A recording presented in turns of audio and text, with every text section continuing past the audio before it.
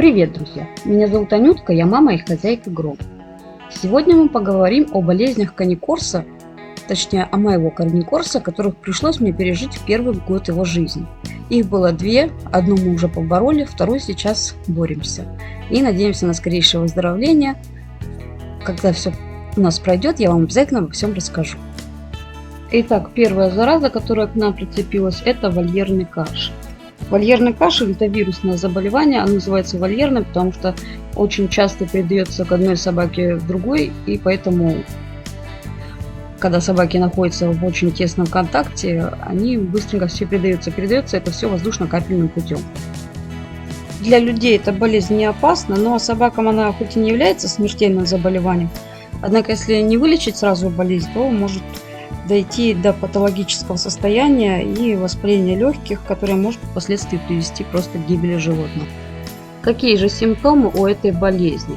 Ну, естественно, это вялость, отказ от еды может быть, даже потеря веса. Но самый главный симптом – это кашель. Ощущение такое, что ваша собака чем-то подавилась. Я поняла, что с каникорсом что-то не так именно по кашлю. Несмотря на то, что он любитель пожрать, как говорится, да. Ну, я изначально думала, что, мало ли подавился, но когда это уже стало проявляться все чаще и чаще, я поняла, что дело уже что-то не так. Плюс аппетит пропал и все в этом роде.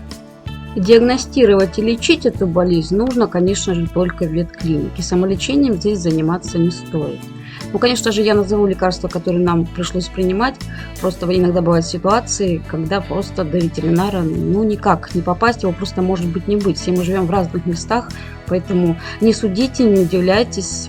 Такое бывает. Первые 3 дня нас лечили в ветклинике. Ставили капельницы и кололи уколы. А дальше уже мы перешли на домашнее, хотела сказать, обучение, на домашнее лечение.